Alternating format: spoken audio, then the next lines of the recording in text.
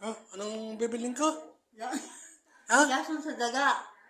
Ay, baka malimutan ko eh. Hindi, lason sa daga. Oy, tatanim ko sa isip ko. Lason, lason sa daga. Oo, ayan. Hindi natin, lagyan Lason natin sa yung, daga. lagyan natin yung pandesal mo ng lasong sa daga. Kinain na nga. Kinain na lang daga. Ito nga eh, oh. Ayan, oh. Kinain na ng daga. Kinain na Kaya ng daga. kailangan ng lasong sa daga. Ba eh, kung di ko pinutol. Mm, Ando ko, tinira ko siya kung lalagyan ng panlason sa daga. oo nga. Dito sa rep. Sinati ko, tingin mo naman ang ginawa. Ay, Ude. Kim. Pinapkap na. Neng. Padalhan nyo nga kami ng lasong sa daga.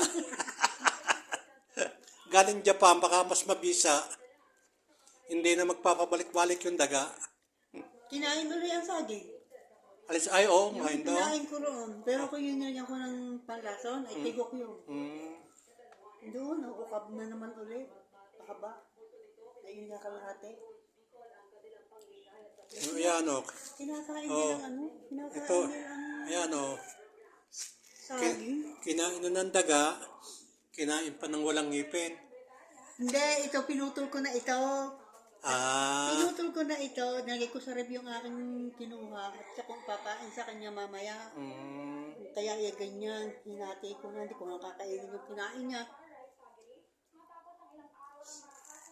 So, hindi ka si mami na talaga, oh. Nag-aaral mo na.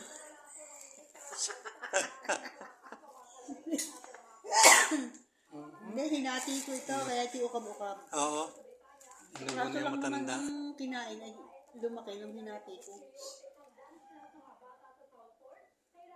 Oh, basta huwag ko lang makakalimutan yung lasong daga, sa Lasong daga. sa daga. Oo nga. At ako ibibili mamaya. Para yung daga nagtatatakbo din sa bahay natin ating mahuli. Kaya nga nabasag yung siguro yung isa doon eh. Doon nagtakbuhan siguro. Oo nga. Kaya sabi ko siya, naku, may nabasag. Buti hindi yung malalaking yan. Kamustahin mo na si na Ineng?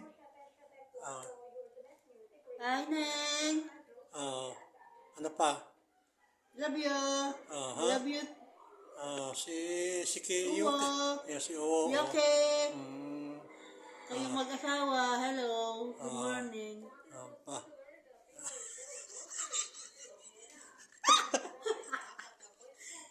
Ayan. Ay, si Chichay.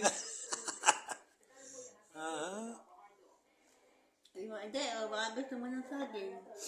Ito, pinalalabot kasi ko, ano, pinahinog na. Kaya makainin na ng kainin niya. Oo. Binigyan ko na ako lang dalawa.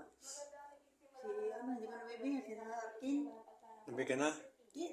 Ay, oo, isang piling. Si Justin, binigyan ko rin.